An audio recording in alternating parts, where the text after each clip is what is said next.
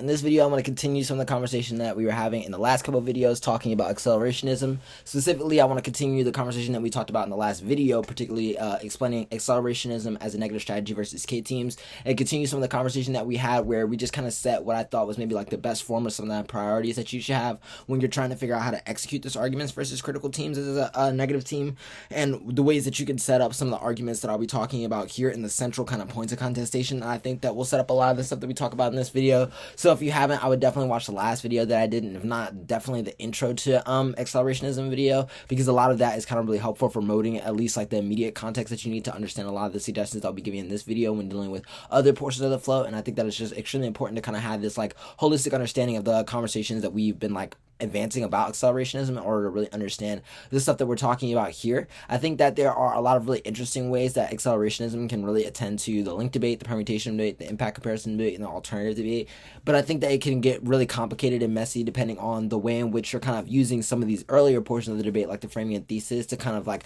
contextualize some of the stuff that you're talking about when you're trying to execute these arguments. So this video definitely will be an attempt to kind of like forward a lot of the ideas that I was having basically about the way in which that kind of like framing and thesis gets closer to kind of like shaping a lot of the stuff that we'll be talking about throughout the rest of the video. So first, for the kind of like link debate, I think that it's really important for you to kind of like build diversity into your link arguments by specifically taking on the idea of like forcing a debate on technology, forcing a debate on futurity, and forcing a debate on the relationship that these things have, particularly to like the kind of like evolution or a continuation of capitalism, or the like attempt to abolish capitalism, right? And centering those kind of like three things as like where you might want to contest with teams and their stance on those types of topics, I think can be places where you really find three really different and places where the types of link arguments that you are making can be interconnected into the types of arguments that you want to make, but they do definitely stand out as different types of arguments on their own that allow you to really push different angles about a lot of things that I think you'll see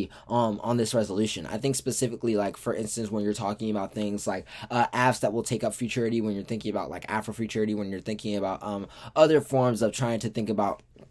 ways that we mold and build a future that is kind of like different from the one currently available, then I think there are a lot of ways in which accelerationism, just on the basis of how it views the like integral kind of understanding of capital and technology at the crux of how we kind of formulate those futures, as something really integral to how we interrogate what type of political possibilities we should take forward for the future. And I think there are a lot of ways I think that you can catch various teams that are kind of maybe invested in ways of creating or thinking about futurity that kind of only is able to deal with like the kind of like weight of things like environmental destruction, of the kind of like water crisis that the entire resolution is meant to be about, only through like the possibility of the limitations of being able to forward like current kind of like visions of the future that are so steep in like a lot of status quo investments into how do we think about like what politics are meant to be, what like is the role of kind of like race,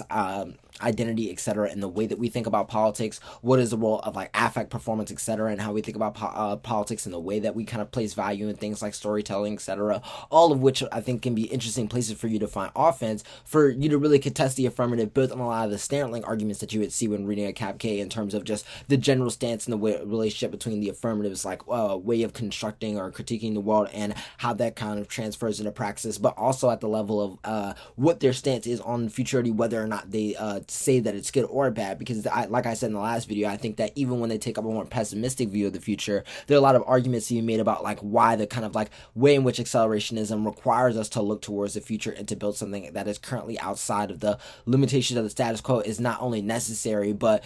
beneficial to kind of the process of how we move beyond like more like pessimistic critiques of the status quo. And I think that being able to like steep the amount of link arguments you kind of want to have in these types of contestations with these different critical arguments is really where you set up a lot of offense that I think that can tie into like one set of impacts that is about like how the accelerationism and the way in which you're theorizing technology, etc., is necessary for dealing with like these impending like material crises, but also allows you to like really critique the affirmative at like all types of levels, including its like top level theory, while still allowing you to have like the comfortability to resort to a lot of the tricks that you would reading a normative Cap K. I think that when you're kind of switching this type of like advice or what you should be doing with this in terms of the permutation, I really think it's a question of how you can set up a way for you to make the framing arguments that we were talking about in the last video, that particularly about what type of model or of organization you should have for the future, and thinking about ways that you can set that up as reasons for why permutation shouldn't be possible. I think that there are a lot of arguments about like environmental collapse, etc., that are really good on the basis of like why there is a necessity to like not be able to just welcome any type of like praxis or to focus in and put energy into a particular set of practices that you think are beneficial. And I think that being able to do so is like really important and really helpful for you to be able to kind of like build a set of arguments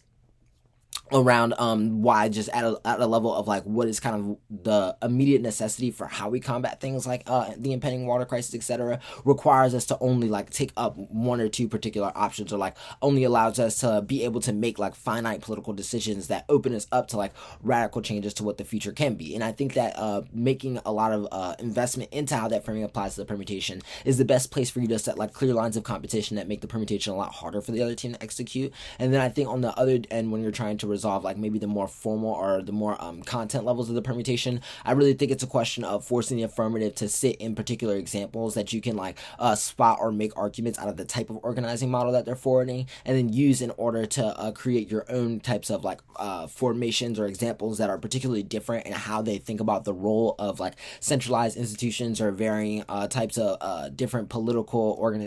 organizing structures that you can take up in order to produce forms of like radical action or radical usage of the kind of like creation or critique of the way in which we're kind of thinking about technology now. And then when you get to the impact comparison and alternative portion, I think that the impact comparison, even if you can't compare it at a point of like what type of lives should be valued more one or the other, I think that it's really important to be able to build an impact comparison argument that allows you to talk about the way in which the impending crises that are happening with water and environmentalism require us to like think about them as much more pressing concerns than just ones that are like in the distant future, that these things are kind of happening all around us, and like getting like us to like be able to radically touch the ways in which we're thinking about technology and reformat the way in which those create different understandings of how we think about community as kind of like central to like why kind of like framing and your answers to the permutation are kind of really important and pertinent, so that there's a sense of urgency for the judges. They're kind of like deciding their ballot. And then you get to the alternative, and a lot of what you're doing here is just making sure that you're bringing out the parts of your examples that are really about the types of organizing principles that set you apart from the affirmative, and building those distinct differences not as only reasons why the alternative is preferable, but why there's kind of this impossibility of being able to put energy into them both at the same time, and why the negative at some level allows you, the negative alternative at some level allows you to be able to get to this type of like this radically different version of the way in which we live faster because of the way in which it organizes itself, and using those advantages in order to push a lot of the stuff that you want to talk about as a whole, in order to kind of bring this complete picture from the stuff that we were talking about in the last video. Hopefully this video was helpful for you, and hopefully you'll tune into more videos where I continue to talk about the accelerationism as a strategy on the affirmative negative, and how people can be executing it and responding to it, because I think it's a really interesting set of conversations. Thanks.